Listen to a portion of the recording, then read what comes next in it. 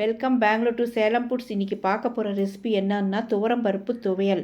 இது வேக வைத்த பருப்பில் செஞ்சதுங்க. சில மாவட்டத்தில் இந்த மாதிரி செய்வாங்க. அல்டிமேட் டேஸ்ட்டாக இருக்குங்க. இது சாதத்தில் நெய் போட்டு இந்த துவையலும் போட்டு சாப்பிடும்போது அப்பா அவ்வளோ நல்லா இருக்குங்க. பெங்களூர் டு சேலம் ஃபுட் சேனலுக்கு ஒரு சப்ஸ்கிரைப் பண்ணிவிட்டு லைக் கொடுங்க ஃப்ரெண்ட்ஸ். அப்படியே ஒரு ஹைப்பும் கொடுத்துருங்க. என்னுடைய ரெசிபிஸ் எல்லாம் உங்களுக்கு பிடிக்கும்னு நான் நம்புகிறேன். நான் குக்கரில் ஒரு விசில் மட்டும் வச்சு வேக வைக்க போகிறேன். இது டைரெக்டாக நம்ம வேக வைக்கலான்னு பார்த்தா கேஸ் தட்டுப்பாடு, அதனால் நான் ஒரே ஒரு விசில் மட்டும், ரொம்ப வேகக்கூடாதுங்க. இந்த பருப்பு ஓரளவு வெந்திருக்கணும். அப்படி வெந்தால் தான் அந்த துவையல் ரொம்ப டேஸ்ட்டாக இருக்கும். இப்போ நான் ஒரு விசிலுக்கு நான் எடுத்துட்டேன். ஆனாலும் கொஞ்சம் வெந்து தான் போயிடுச்சு.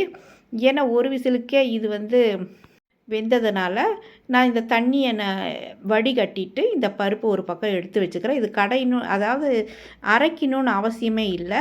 பாருங்கள், அப்படியே நல்லாவே அது வெந்து இதாகிடுச்சு. அதனால் இது ஒரு பக்கம் இருக்கட்டும்.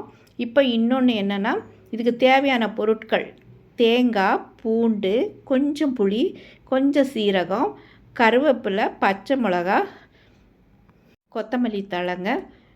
இது எல்லாமே நம்ம எண்ணெயில் போட்டு வதக்கணும். இப்போ நான் சின்ன கடாய் எடுத்துருக்கிறேன், தாளிப்பு கடாய் எடுத்துருக்கேன். அதில் ஆயில் ஊற்றிட்டு ஃபஸ்ட்டு நம்ம சீரகம் சேர்த்துடலாம். சீரகம் சேர்த்துட்டு அப்புறம் பூண்டு ஒரு 7-8 பல் பூண்டு போட்டால் நல்லாயிருக்குங்க. அதோட நாம் கருவேப்பிலை, கொத்தமல்லி, சிறிதளவு புளி எல்லாமே இதிலையே போட்டு நம்ம வணக்கலாம். பச்சை மிளகா ஒரு 4 எடுத்துருக்குறேங்க. இன்னும் கூட போட்டால் நல்லா டேஸ்ட்டாக இருக்கும். கொஞ்சம் புளி போடுங்க, நிறைய போடாதீங்க. தேங்காய் ஓரளவு அரை மூடி அளவு விட கொஞ்சம் கம்மியாக தேங்காய் எடுத்துக்கலாம். பருப்பு எவ்வளோ இருக்கோ பருப்பை விட அதிகமாக தேங்காய் இருக்கக்கூடாது, குறைவாக இருக்கணும். இப்போ எல்லாமே வதக்கிடலாம். எண்ணெயில் நல்லா வதங்கின பிறகு நம்ம ஆற வச்சு மிக்ஸி ஜாரில் அரைச்சிக்கணும். இப்போ நான் பெருங்காயம் ஒரு சின்ன கட்டி பெருங்காயமும் சேர்த்திட்டேன். அவ்வளோதாங்க, துவையல் ரொம்ப ஈஸியானது. இதில் கொத்தமல்லி தழையும் போட்டு நம்ம வதக்கும்போது நல்ல வாசனையாகவும் கொஞ்சம் டேஸ்ட்டு நல்லாவும் நமக்கு கிடைக்கும். இப்போ நான் மிக்ஸி ஜாரில் எல்லாத்தையும் சேர்த்திட்டேங்க. மிக்ஸி ஜாரில் சேர்த்திட்டு இதை மட்டும் அரைச்சிக்கலாம். பருப்பு அரைச்சிக்க தேவையில்லை. பருப்பு ஆல்ரெடி நல்லா மஞ்சிருச்சு பாருங்கள். இப்போ பவுட்ரு ஆகிடுச்சு. நம்ம அரைச்சதெல்லாம் அதை எடுத்து இந்த பருப்போடு சேர்த்து கலந்துடலாம். உப்பு நான் இப்போ தான் போடுறேன். இப்போ அரைச்சி வச்ச இந்த இன்க்ரீடியன்ட்ஸ் எல்லாத்தையும் இதில் கலந்து விட்டுடலாம். ஏன்னா இந்த பருப்பு ஆல்ரெடி நல்லா வெந்ததுனால இதோட கலந்தால் மட்டுமே போதும். நம்ம டைரெக்டாக பருப்பு வேக வச்சா அது கொஞ்சம் மிக்ஸி ஜாரில் போட்டு அரைச்சிருக்கலாம்.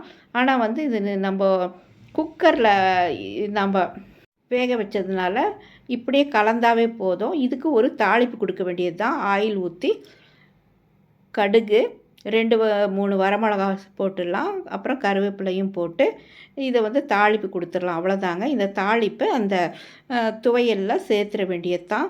ரொம்ப சிம்பிளான ஒரு துவையல் தாங்க. வேக வச்ச பருப்பில் செஞ்சு சாப்பிடும்போது ஒரு டிஃப்ரெண்ட் டேஸ்ட் நமக்கு கிடைக்கும். இது போல் நீங்களும் டிஃப்ரெண்ட்டாக செஞ்சு சாப்பிட்டு பாருங்கள். பெங்களூர் டு சேலம் ஃபுட் சேனலுக்கு ஒரு சப்ஸ்கிரைப் பண்ணிவிட்டு ஒரு லைக் கொடுங்க ஃப்ரெண்ட்ஸ். கண்டிப்பாக நீங்கள் இது செஞ்சு சாப்பிடுவீங்க நான் நினைக்கிறேன். அப்படியே சாதத்தில் போட்டு பிசைஞ்சு சாப்பிடும்போது ரொம்ப ரொம்ப அருமையாக இருந்ததுங்க. தேங்க்யூ ஃபார் வாட்சிங்.